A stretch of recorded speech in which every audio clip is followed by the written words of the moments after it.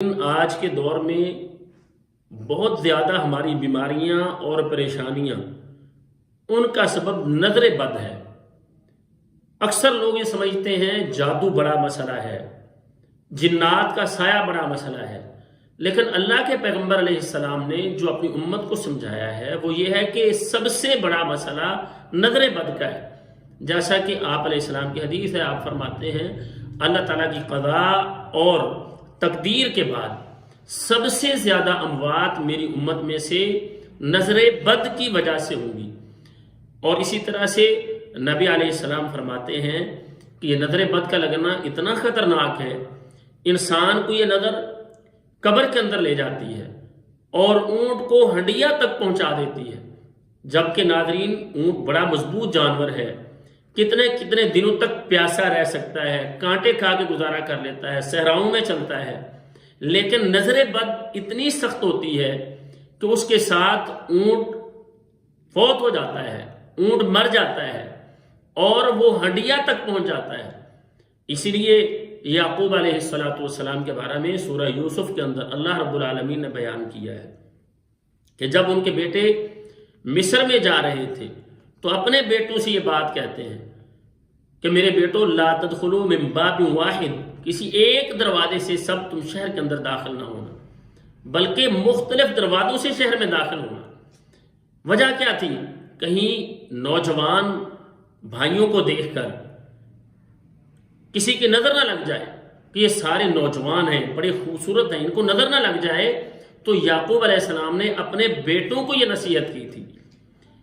اس سے ہمیں یہ سمجھ آتی ہے کہ بہت زیادہ مسائل کی بنیاد نظر بد ہے، اور بہت سے لوگ ان کی بیماریوں کی بنیاد یہ چیز ہوتی ہے، جب ان پر رقیہ کیا جاتا ہے، دم کیا جاتا ہے، پھر پتہ چلتا ہے کہ ان کو تو نظر لگی ہوئی تھی، اور اس نظر کے ساتھ جب ایک انسان وہ موت تک جا سکتا ہے تو باقی بیماریاں کیوں نہیں لگ سکتی؟ اس کے ساتھ انسان اندھا ہو سکتا ہے، اس کے ساتھ انسان کا معدہ ڈسٹرب ہو سکتا ہے، اس کے ساتھ انسان کی زبان پر اثرات ہو سکتے ہیں، کانوں پر اثرات ہو سکتے ہیں، انسان کا بدن اس کے ساتھ مفلوج ہو سکتا ہے۔ تو اس کے لیے اگر ہم نظر بد سے بچنا چاہتے ہیں تو ہمیں شریعت نے جو چیزیں سمجھائی ہیں انہیں اپنانا ہوگا۔ جیسا کہ نبی علیہ السلام آپ کا فرمان ہے، آپ فرماتے ہیں کہ تم اپنی نعمتوں کو چھپا کر اللہ تعالیٰ کی مدد حاصل کرو۔ فَإِنَّ كُلَّ ذِي نِعْمَةٍ مَحْسُودٌ، کیونکہ ہر نعمت والے پر حسد کیا جاتا ہے۔ تو حسد سے بچنے کے لیے اپنی نعمتوں کو چھپانے کا آپ علیہ السلام نے بتایا۔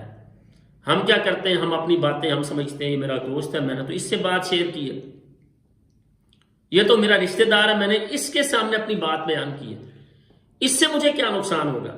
دیکھیے یوسف علیہ السلام کا جو معاملہ ہے، وہاں پر بھائیوں نے حسد کی وجہ سے کیا کچھ کر دیا، سگے بھائیوں نے۔ اب ایک دوست ہے میرا جس کے ساتھ میرا تعلق ہے، اٹھنا بیٹھنا ہے، اس کی نسبت ادھر اخوت کا رشتہ ہے، بھائی ہے، تو ان کا حسد یوسف علیہ السلام کو کنویں میں لے جاتا ہے۔ تو ناظرین، ہمیں یہ سمجھنا چاہیے کہ اپنی نعمتیں ہر ایک کے سامنے بیان نہ کریں، کیونکہ نبی علیہ السلام نے ہمیں یہ سمجھایا ہے، ہماری یہ تربیت کی ہے کہ اللہ تعالیٰ کی مدد حاصل کرو اپنی نعمتوں کو چھپانے کے ساتھ، کیونکہ ہر نعمت والے پر حسد ہوتا ہے۔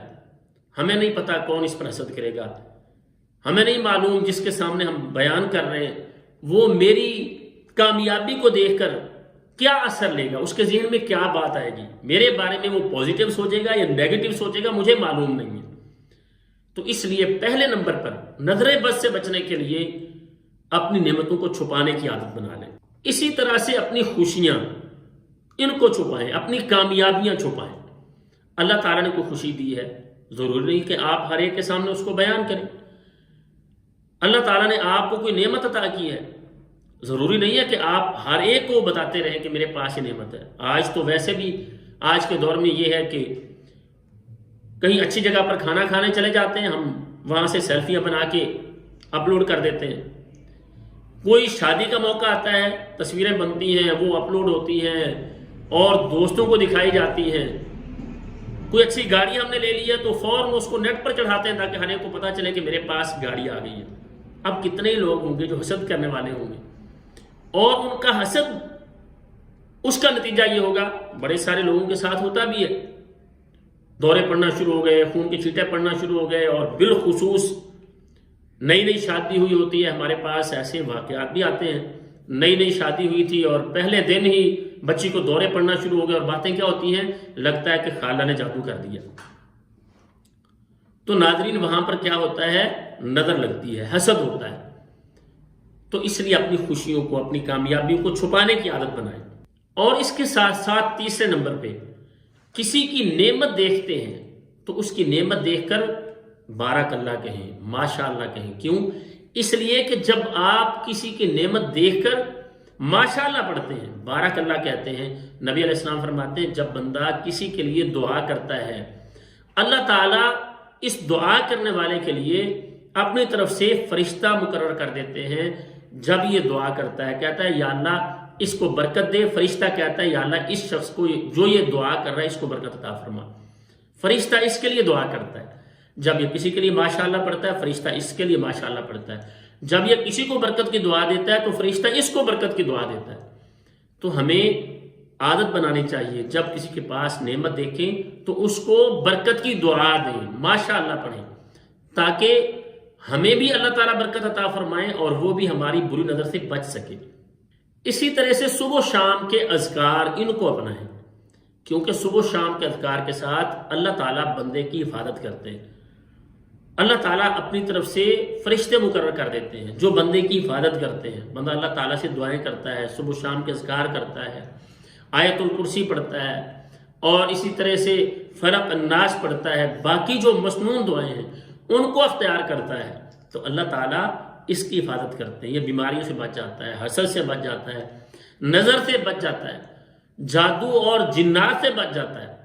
تو اذکار کو اپنانا چاہیے۔ اور اسی طرح سے وہ دعا جو نبی علیہ السلام حضرت حسن رضی اللہ عنہ اور حضرت حسین رضی اللہ عنہ انہیں پڑھ کے دم کیا کرتے تھے، یہ دعا پڑھ کے اپنے بچوں کو دم کرتے رہنا چاہیے۔ حدیث کے اندر موجود ہے، آپ علیہ السلام جو دعا پڑھتے تھے 3 دفعہ بسم اللہ بسم اللہ بسم اللہ، اور اس کے بعد اعیذک بکلمات اللہ التامہ من کل شیطان وہامہ ومن کل عین لامہ، یہ دعا 7 مرتبہ پڑھی جائے اور پڑھ کے دم کیا جائے۔ اس کے ساتھ ساتھ شریر پر ایک دم آ رہا ہے، نظر کے حوالے سے اس کو پڑھنا شروع کریں جس ترتیب کے ساتھ ہم نے بتایا ہوا ہے۔ یہ پڑھ کے پانی پہ دم کریں، اپنے بچوں کو پلائیں، خود پئیں، گھر میں چھڑکاؤ کریں، اور اس کے ساتھ اپنے بچوں کو نہلائیں۔ اور نہلانے کا طریقہ یہ ہے کہ آپ 7 بیری کے پتے لیں، انہیں ابائل کریں، اور پھر اس پانی کے اندر یہ دم والا پانی جو ہم نے دم سکرین پر دیا ہوا ہے، یہ دم پڑھ کے یا ڈائریکٹ اس پانی کو دم کر لیں، یا اگر آپ نے وہ دم پڑا ہوا ہے، وہ دم پڑھ کے پانی دم کر کے رکھا ہوا ہے، وہ پانی اس پانی میں بیری کے پتوں والے پانی میں مکس کر دیں، اس کے ساتھ بچے کو نہلائیں، خود بھی نہا سکتے ہیں، گھر میں چھڑکاؤ کریں، اگر دکان میں ایسا مسئلہ لگتا ہے تو وہاں پر چھڑکاؤ کر دیں۔ دعا ہے اللہ تعالیٰ ہر طرح کی بیماریوں سے، نظر سے، حسد سے ہم سب کو محفوظ فرمائے۔ السلام علیکم ورحمۃ اللہ وبرکاتہ۔